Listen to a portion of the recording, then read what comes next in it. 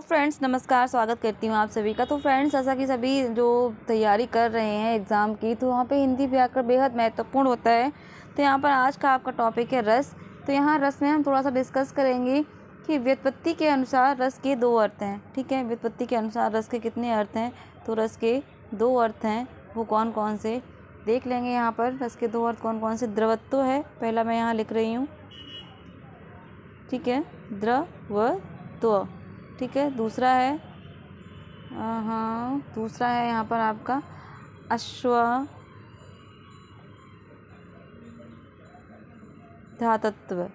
ठीक है, तो यहाँ पे इस प्रकार रस के कितने दोष हैं? रस के दो अर्थ हैं, द्रवत्व और आपका अश्वधातत्व। तो यहाँ पे साहित्य शास्त्र में इसका प्रयोग काव्यानंद या काव्यास्वाद के अनुसार से किया गया है। तो यहाँ पे सर्वप्रथम जो भरत मुनि थे, हम सभी जानते हैं कि भरत मुनि नाट्यशास्त्र में उन्होंने जो आपके रस हैं, नाट्यशास्त्र रस के संबंध में चर्चा की है और बताया है। तो उन्होंने रस के संदर्भ में परिभाषा भी कही है कि रस इति का पदार्थ था। ठीक है, तो कहा है उन्होंने कि रस क्या है? तो उन्होंने कहा कि अश्वधातुत्व है। ठीक है, तो यहाँ पर जो महत्वपूर्ण दिए गए हैं आपके रस, उनको चलिए पढ़ते हैं। और मैंने वही लिए हैं जो आपके सभी एग्ज़ाम में आए हुए हैं, क्योंकि प्रश्न एग्ज़ाम में आए रिपीट होते हैं, व्याकरण में खासकर ज़रूर। तो चलिए देखते हैं पहला प्रश्न। पहला यहाँ पर अनुभाव के कितने रूप माने गए हैं? 4, 9, 3 या 10? जी हाँ, आपका ये MP असिस्टेंट प्रोफेसर 2017 में आया था। तो अनुभाव के यहाँ पर 4 रूप माने गए हैं। कौन कौन सा? कायिक यानी काया, वाचिक यानी कि वाणी, आहार यानी कि आपकी वेशभूषा, सात्विक यानी कि शांत भाव। रस को प्रकाशित करने वाली अनुकार्यक चेष्टाओं को हम अनुभाव कहते हैं। भाव जिसके हृदय में रहते हैं उसे हम क्या कहते हैं? आश्रय, आलंबन, उद्दीपन, आलंबनजन्य उद्दीपन। तो यहाँ पे ध्यान देने वाली ये बात ये है कि भाव जिसके हृदय में रहते हैं उसको हम क्या कहते हैं? आश्रय कहते हैं। ठीक है, भाव जिसके हृदय में जागृत होते हैं या रहते हैं उसे हम आश्रय कहते हैं, जबकि जिसे देखकर भाव पैदा होते हैं वह आलंबन होता है। प्रकृति चित्रण, वातावरण इत्यादि ये क्या है? ये उद्दीपन है। इनको देख के हम अपने आप को उत्साहित कर लेते हैं। स्थायी भावों की संख्या मानी गई है कितनी? 3, 8, 4, 9। तो स्थायी भावों की संख्या कितनी मानी गई है? 8 मानी गई है। तो ये आपका देखिए यहाँ पर। तो स्थायी भावों की संख्या जो है, स्थायी भाव का अर्थ प्रधान भाव है जो विभाव, अनुभाव, संचारी भाव के संयोग से रस की अवस्था तक पहुँचता है। काव्य या नाटक भी एक स्थायी भाव शुरू से अंत तक होता है। स्थायी भाव की संख्या 9 मानी गई है। ठीक है, और ये स्थायी भाव ही क्या? रस के आधार है। कहीं आप यहाँ देखें, कहीं 8 और कहीं 9 दोनों ही मिलते हैं। भरत मुनि के अनुसार 8 हैं। रस सूत्र के जनक कौन माने जाते हैं? तो यहाँ पे रस सूत्र जनक कौन है? भरत मुनि जी। रस सूत्र जनक भरत मुनि को माना जाता है। इनके अनुसार रसों की संख्या 8 है, जबकि काव्य में रसों की संख्या 9 है। श्रृंगार रस को सर्वश्रेष्ठ रस माना जाता है। वाक्यम रसात्मकम काव्य कहने वाले आचार्य कौन है? मम्मट हैं, भरत हैं, विश्वनाथ हैं, आपके राशिकर। तो यहाँ पे विश्वनाथ सही उत्तर हो जाएगा। भरत के रस सूत्र की निम्नलिखित में से किसका उल्लेख नहीं है? विभाव का, अनुभाव का, संचारी भाव का या फिर स्थायी भाव का? तो स्थायी भाव का उल्लेख नहीं मिलता है। तो भरत मुनि जो परिभाषा दी है वो क्या है? ये है पूरी। विभाव, अनुभाव, व्यभिचारी, संयोगाद्रा, निष्पत्ति। ठीक है, साहित्य में रस का क्या अर्थ है? बेहद महत्वपूर्ण प्रश्न है। साहित्य में रस का क्या अर्थ हो जाएगा आपका यूपी कांस्टेबल में? तो साहित्य की मिठास, किसी रस का आनंद, किसी फल का स्वाद, साहित्य से मिलने वाली अनुभूति। तो यहाँ पर सही उत्तर हो जाएगा साहित्य से मिलने वाली अनुभूति। एक बार मैं 9th क्लास में पढ़ा रही थी, मतलब समझा रही थी बच्चों के रस क्या होते हैं। तो बच्चे बोलते हैं कि क्या मौसमी का रस, क्या करेले का रस। तो बच्चे इस तरह समझ रहे थे रस। तो मैंने कहा कि अगर आपको मौसमी का रस पीने में आनंद आता है तो वो क्या है? रस। यहाँ पे क्या है? साहित्य से मिलने वाली अनुभूति, यानी कि हमें जिसमें आनंद मिलता है, जिसमें अनुभूति मिलती है साहित्य में, कविता पढ़ने से। तो यहाँ पे क्या हो जाएगा आपका? रस। आनंद अनुभूति अर्थात रस का शाब्दिक अर्थ आनंद है। हिंदी भाषा में किसी काव्य को पढ़ने या सुनने से आनंद की प्राप्ति होती है, उसे हम क्या कहते हैं? रस कहते हैं। सहृदय की अवधारणा किस संप्रदाय से संबंधित है? बेहद महत्वपूर्ण प्रश्न है। तो ध्वनि से, अलंकार से, रस से या फिर आपकी वक्रोक्ति से? तो रस से। जो भाव मन में केवल अल्पकाल का संचरण करके चले जाते हैं वो क्या कहलाते हैं? संचारी भाव, स्थायी भाव, अनुभाव, विभाव। तो क्या कहलाते हैं? संचरण। तो यहाँ संचरण से आप समझ जाएंगे क्या हो जाएगा? संचारी भाव हो जाएगा। संचारी भाव को व्यभिचारी भाव भी कहते हैं और इनकी संख्या कितनी मानी गई है? आपकी 33 मानी गई है। आलंबन और उद्दीपन विभावों के कारण उत्पन्न भावों को बाहर प्रकाशित करने वाले कार्य क्या कहलाते हैं? किसको? आलंबन और उद्दीपन को प्रकाशित करने वाले कार्य क्या कहलाते हैं? तो विभाव, अनुभाव, संचारी भाव, स्थायी भाव। तो ये आपको पता होगा। तो यहाँ पे हो जाएगा आपका अनुभाव कहलाते हैं। उद्दीपन, ठीक है, आलंबन उद्दीपन विभावों के कारण जो उत्पन्न होते हैं वो क्या हो जाती है? आपके अनुभाव हो जाते हैं।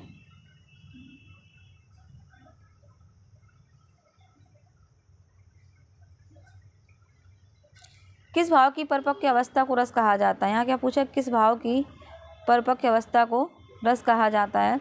तो क्या हो जाएगा यहाँ पर? अनुभाव, विभाव, संचारी भाव या आपका स्थायी भाव। तो यहाँ पे क्या हो जाएगा? स्थायी भाव। स्थायी भाव की परिपक्व अवस्था को रस कहा जाता है। स्थायी भाव ही रस का आधार। स्थायी भाव की संख्या 9 मानी गई है। एक रस में मूलतः एक ही स्थायी भाव होता है जो काव्य के शुरू से आखिरी तक रहता है। संचारी भाव की कुल संख्या कितनी हमने देखा था? तो 33।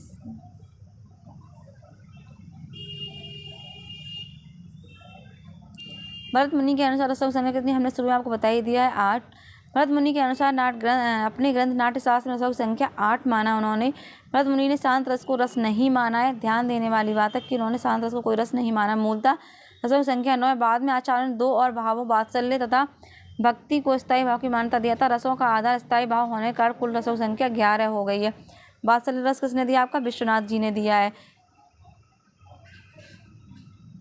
भरत मुनि ने रस के कितने भेद माने? ये हो चुका है आपका। तो 8 माने हैं। प्रश्न रिपीटेड है। रस संप्रदाय प्रवर्तक कौन है? तो यहाँ पर क्या हो जाएंगे? भरत मुनि।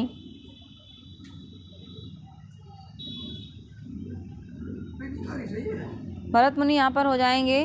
तो प्रवर्तक कौन यहाँ पे दिया हुआ है कि जिसके जो प्रवर्तक हैं, जैसे भरत मुनि किसके? रस संप्रदाय के। भामा किसके हैं? अलंकार संप्रदाय के। आनंदवर्धन किसके? ध्वनि संप्रदाय के। नोट यहाँ पे करना है कि अभिनव गुप्त रस सूत्र के व्याख्याकार हैं। ठीक है, यह ध्यान रखना है आपको। अमर्ष क्या है? बेहद महत्वपूर्ण प्रश्न है। अमर्ष पूछा है क्या है? काव्य दोष है, एक संचारी भाव, एक अलंकार है या फिर आपका काव्य गुण है। तो अमर्ष क्या है? एक संचारी भाव है। ठीक है, मन में आने जाने वाले संचरण भावों को संचारी भाव अथवा व्यभिचारी भाव कहा जाता है। संचारी भावों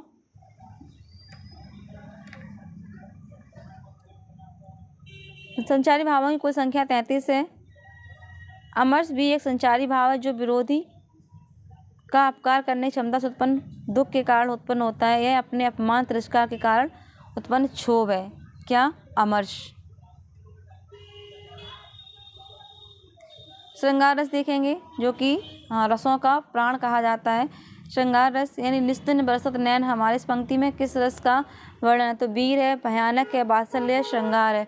तो यहाँ पे निस्दिन बरसत नैन हमारे श्रृंगार रस, इसमें वियोग श्रृंगार रस हो जाएगा। संयोग और वियोग 2 श्रृंगार रस के प्रकार होते हैं, वियोग और संयोग। जहाँ हृदय में उत्साह उत्पन्न होता है वहाँ वीर रस होता है। जैसे फैरी ध्वजा भड़की भुजा, यानी कि उत्साह होगा तो वीर रस होगा। बलिदान ज्वालामुखी, जहाँ भय उत्पन्न करने वाली वस्तु या दृश्य होगा वहाँ पर क्या हो जाएगा? भयानक।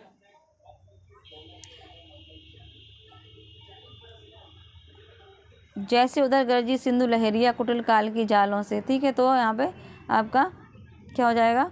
वीर रस। श्रृंगार रस में यदि आपके मन में अपने जो जिसके प्रेम कहें हम उसके प्रति वियोग है तो वियोग श्रृंगार हो जाएगा। और उसके लिए आप उत्साहित हैं, उसको मिल रहे हैं, तो वहाँ पर आपका क्या हो जाएगा? संयोग श्रृंगार रस हो जाएगा। संयोग और वियोग 2 श्रृंगार रस के प्रकार हैं। तो प्रश्न में प्रयुक्त रस के लिए सही विकल्प चुनिए। हे खग, हे मृग, मधुकर श्रेणी, तुम देखी सीता मृग नयनी। कौन सा रस यहाँ पर हो जाएगा? करुण हो जाएगा, रौद्र हो जाएगा, वियोग श्रृंगार रस हो जाएगा या संयोग श्रृंगार रस हो जाएगा? ये बताना है आपको। तो यहाँ पर क्या हो जाएगा आपका? वियोग श्रृंगार रस। यानी कि यहाँ पर राम सीता को याद करते हुए उनको पूछ रहे हैं कि हे खग मृग, हे मधुकर श्रेणी, तुम देखी सीता मृग नयनी।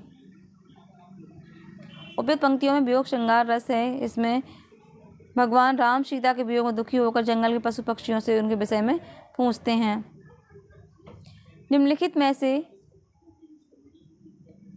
कौन सा बीभत्स का विरोधी है? यहाँ पर ये बहुत महत्वपूर्ण है कि बीभत्स रस का कौन सा रस विरोधी है? तो हो जाएगा भयानक का, नहीं, श्रृंगार का प्रेम है, ठीक है, वीर का घृणा है। बीभत्स का क्या हो जाएगा यहाँ पर? सही उत्तर क्या हो जाएगा? श्रृंगार, ठीक है। बीभत्स का क्या हो जाएगा यहाँ पर? श्रृंगार हो जाएगा।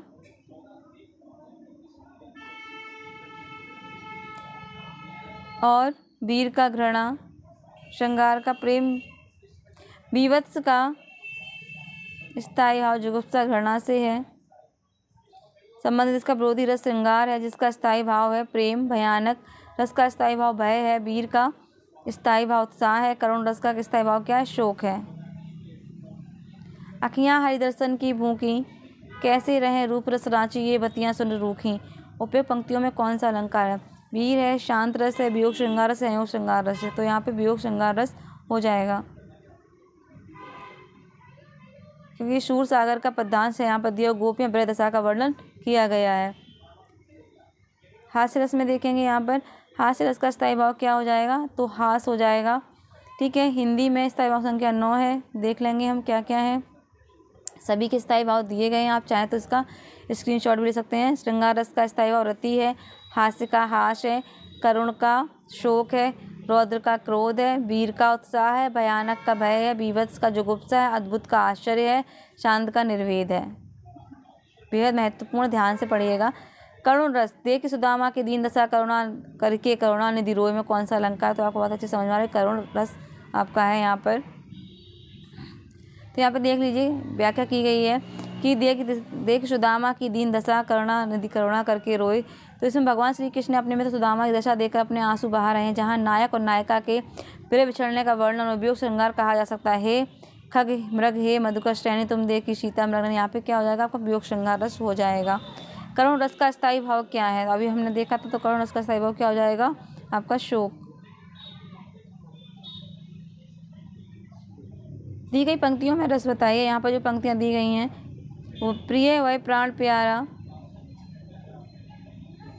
कहाँ है, दुख जल निधि में डूबी का सहारा कहाँ है? तो यहाँ पर कौन सा हो जाए? करुण रस हो जाए। किसी प्रिय व्यक्ति के चिर विरह में इच्छित वस्तु की न प्राप्ति होना ही क्या करुण शोक आदि हमारे मन में भाव उत्पन्न होते, तो वहाँ पर करुण रस हो जाता है।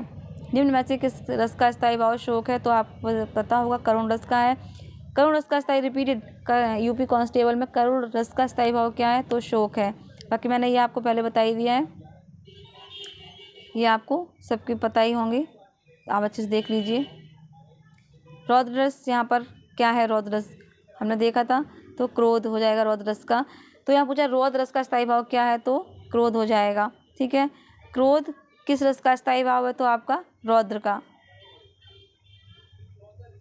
जैसे यहाँ पर देखिए, जिस काव्य को पढ़ने या सुनने से क्रोध की अनुभूति होती है वहाँ रौद्र रस होता है। रौद्र रस का स्थायी भाव क्रोध है होता है। उदाहरण देखिए, श्री कृष्ण के सुन वचन अर्जुन क्रोध से जलने लगे, सब शील अपना भूल कर करतल युगल मलने लगे। संसार देखिए अब हमारे शत्रु रण में मृत पड़े, करते हुए घोषणा बे हो गए उठकर खड़े। वीर रस, जहाँ पर हमें लगे वीर रस जैसी कोई बात हो रही है, वीरता जैसी, तो वहाँ पर क्या हो जाएगा? आपका वीर रस हो जाएगा। वीर रस का स्थायी भाव क्या है? यहाँ पर उत्साह, ठीक है। वीर रस का स्थायी भाव उत्साह है। श्रृंगार रस का है आपका हास का हास, श्रृंगार का रति, ये हम पहले पूरा देख चुके हैं। कुरुक्षेत्र कविता में कौन सा रस प्रयोग किया गया? बेहद महत्वपूर्ण प्रश्न, अच्छा प्रश्न है। तो यहाँ पर वीर रस का प्रयोग किया गया है। कुरुक्षेत्र रचना किसकी है? रामधारी सिंह दिनकर जी की रचना है, ठीक है। इसमें श्रृंगार रस का प्रयोग किया गया है। वीर तुम बड़े चलो, धीर तुम बड़े चलो, सामने पहाड़ हो, सिंह की दहाड़ हो, में कौन सा है? तो आपका वीर रस। तो यहाँ पर ये कुछ रस से महत्वपूर्ण प्रश्न थे जो कि सभी एग्जामों में आए हुए हैं और सभी रिपीटेड होते हैं। जाहिर सी बात है, सिलेबस आपका वही है, रस आपके वही हैं, तो वहीं से कोई ना कोई प्रश्न बनते ही हैं। बस फ़र्क इतना होता है, प्रश्नों को घुमा फिरा कर बना देते हैं। तो हमें प्रैक्टिस सेट देखना बेहद ज़रूरी है कि आखिर पेपरों में कैसे घुमा फिरा कर प्रश्न देखते हैं। जब हम देखेंगे तो हमें चीज़ों का आभास होगा और हम उसी तरह तैयारी करेंगे। तो फ्रेंड्स, एक छोटा सा वीडियो आप लोगों की कोशिश छोटी सी, तो प्लीज़ सपोर्ट साथ बनाए रखिए। वीडियो देखने के लिए आप सभी का बहुत बहुत धन्यवाद।